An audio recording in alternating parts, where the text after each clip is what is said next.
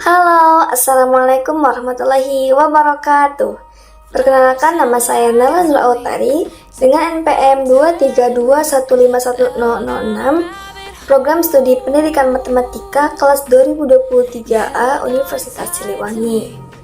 Nah, di sini saya akan memaparkan beberapa jawaban dari pertanyaan yang dilaksanakan saat UAS filsafat sejarah matematika yang diampu oleh Bapak Dedi Nurjamil Dr. MPD. Nah, berikut jawaban dari 5 pertanyaannya.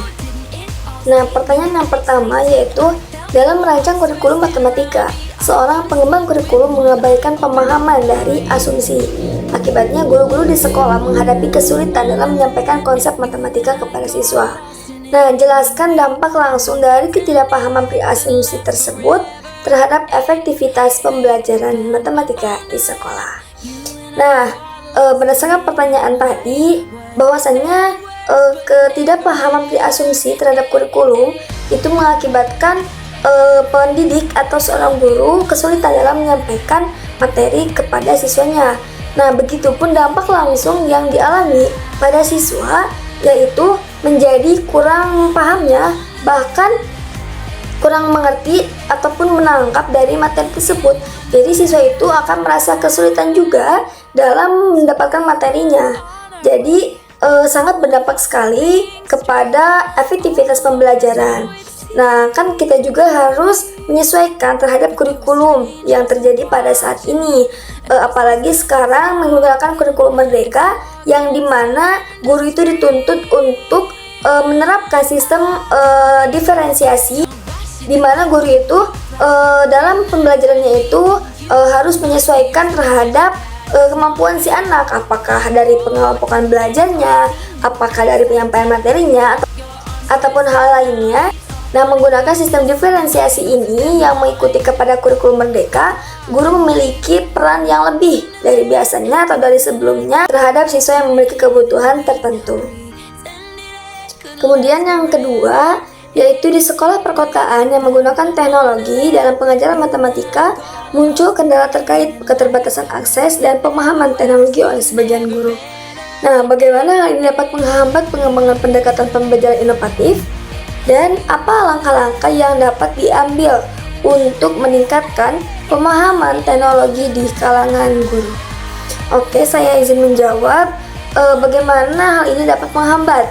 Nah, tentu saja hal ini akan menghambat proses pembelajaran yang inovatif pada saat ini, karena di perkembangan zaman yang sangat canggih ini, kita harus menyesuaikan juga, jangan ketertinggalan, dan kita harus menyesuaikan terhadap gaya belajar anak. Nah, biasanya anak zaman sekarang itu lebih antusias dan lebih cenderung semangat mengikuti pembelajaran yang inovatif. Seperti apa? Contohnya adanya games, kemudian menggunakan layar dengan membuat PowerPoint, kemudian membuat video-video pembelajaran yang menarik. Nah, hal tersebut itu sudah dapat dikuasai oleh kita sebagai seorang pendidik agar memberikan kesemangatan kepada si anak.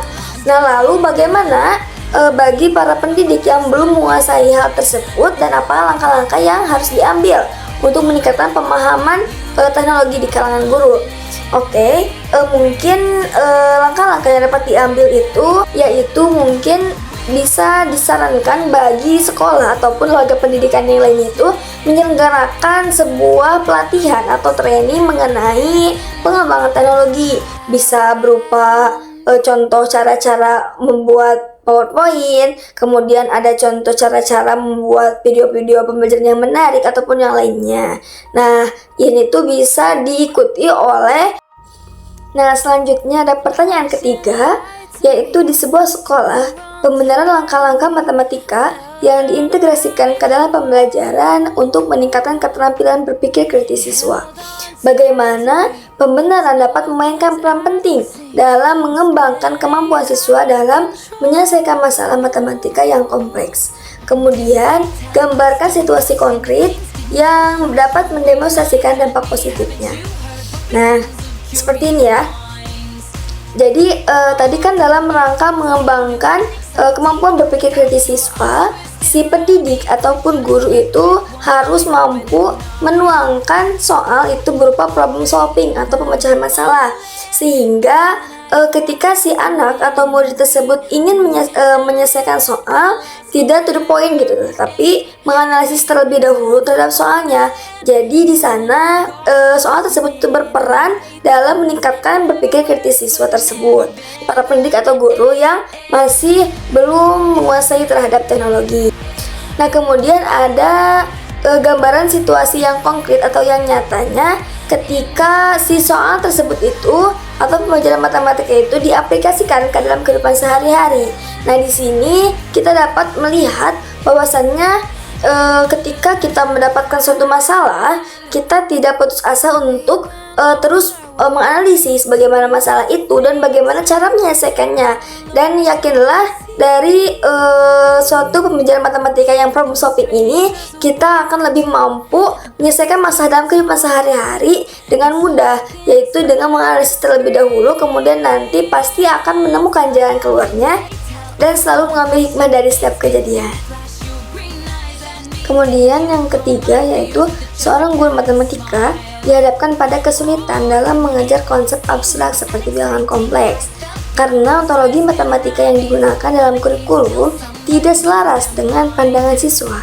Nah, bagaimana perbedaan ontologi dapat menjadi hambatan dalam pengambilan konsep abstrak, dan apakah solusi yang dapat diterapkan oleh guru untuk mengatasi masalah ini?